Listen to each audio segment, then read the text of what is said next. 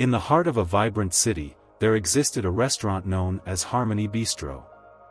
This establishment was celebrated for its exquisite cuisine and inviting atmosphere, drawing in patrons from all walks of life.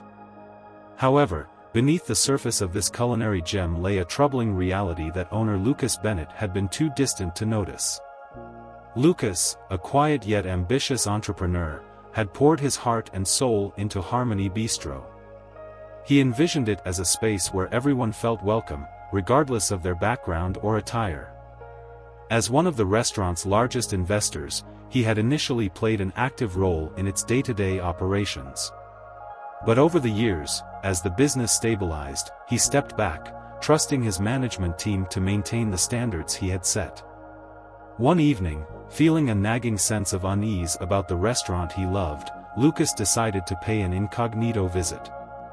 He opted for a casual outfit, comfortable jeans, a plain t-shirt, and an old jacket, an attempt to blend in as just another diner. As he approached the warmly lit entrance of Harmony Bistro, he couldn't shake the feeling that something had changed. As Lucas entered, the familiar aroma of herbs and spices enveloped him, but the atmosphere felt different. The lighting, once warm and inviting, seemed to spotlight the divide between those who fit the right image and those who did not. He approached the hostess stand, where a woman named Emily greeted him with a tight smile. Her name tag showed a hint of hesitation as her eyes scanned his casual attire. "Do you have a reservation?" Emily asked, her tone polite yet edged with skepticism. "No, just a table for one, please," Lucas replied, trying to keep his tone friendly. Emily hesitated, flipping through the reservation book as if searching for a reason to refuse him. "I'm afraid we're quite full tonight," she said after a moment, glancing around the nearly empty dining room. Lucas raised an eyebrow, noting several vacant tables. "It looks like you have some free tables," he pointed out. "They're reserved," she replied quickly, avoiding his gaze. After a few more moments of awkward back and forth, Emily reluctantly led him to a small table tucked away in the corner. Lucas sat down, feeling the sting of unwelcomeness wash over him. As he glanced around, he noticed the staff treating other customers, mostly well-dressed patrons, with warmth and enthusiasm, while he was left in isolation. Soon, a waiter named Jake approached him. Lucas recognized Jake as someone who had been with the restaurant since its early days. "What can I get you?"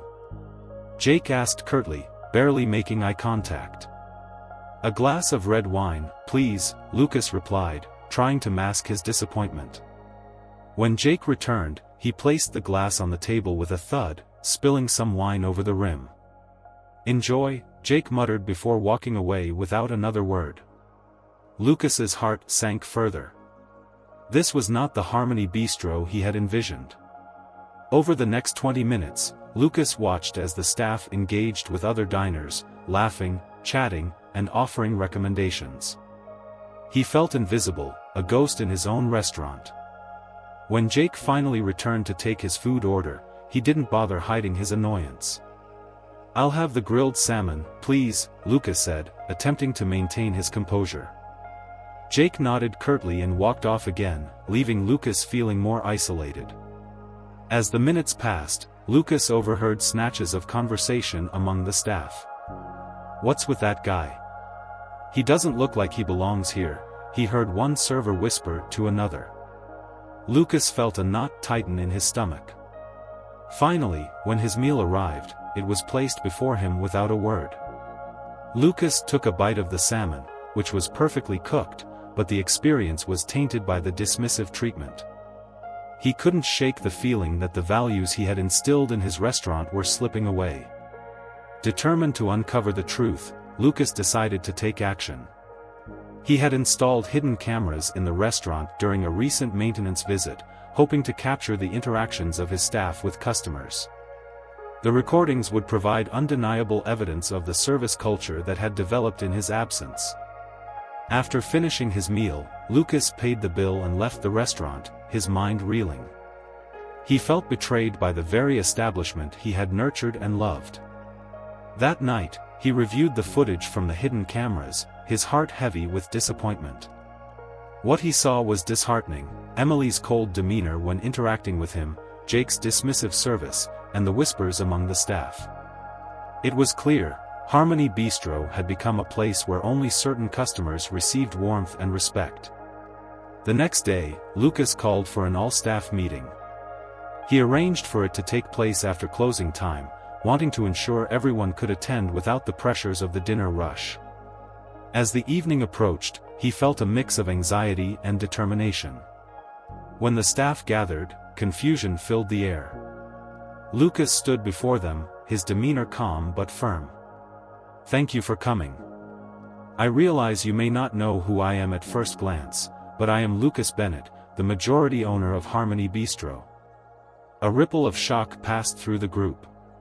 Some exchanged furtive glances, while others looked genuinely surprised.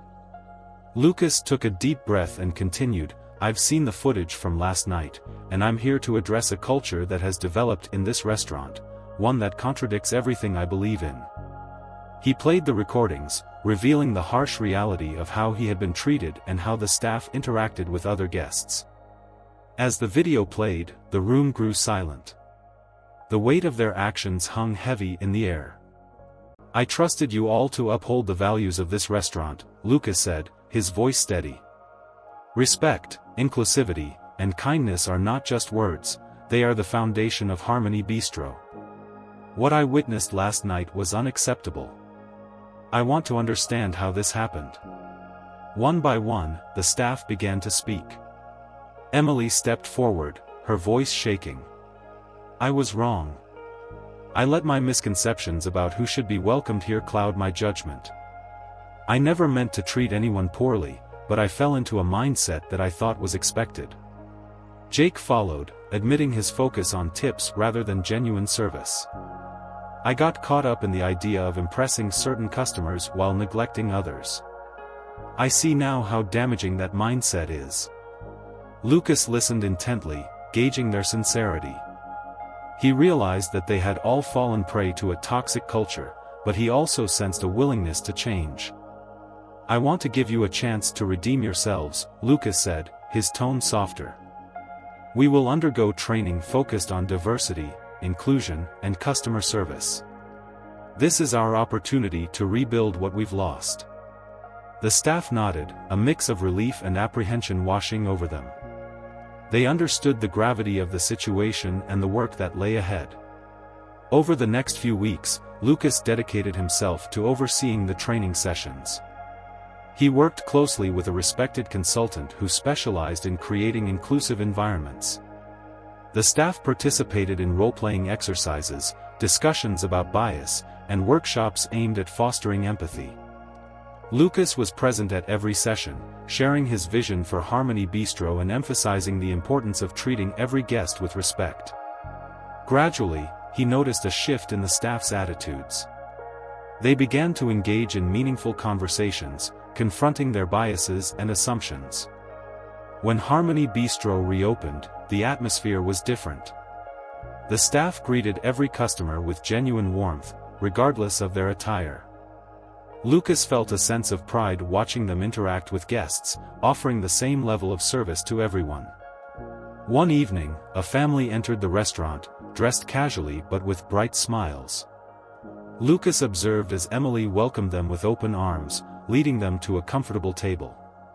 He felt a surge of hope as he witnessed the transformation taking place.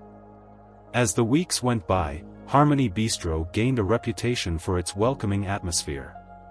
Customers from all backgrounds began to return, sharing stories of the positive experiences they had. Lucas felt a renewed sense of purpose as he saw his vision come to life. One rainy evening, as the restaurant buzzed with activity, a young woman entered, looking hesitant. Lucas recognized her as someone who had previously felt unwelcome. She approached him, her eyes shining with gratitude.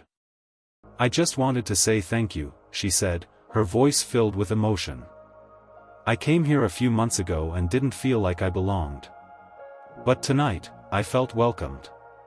It's different now." Lucas smiled, warmth flooding his heart.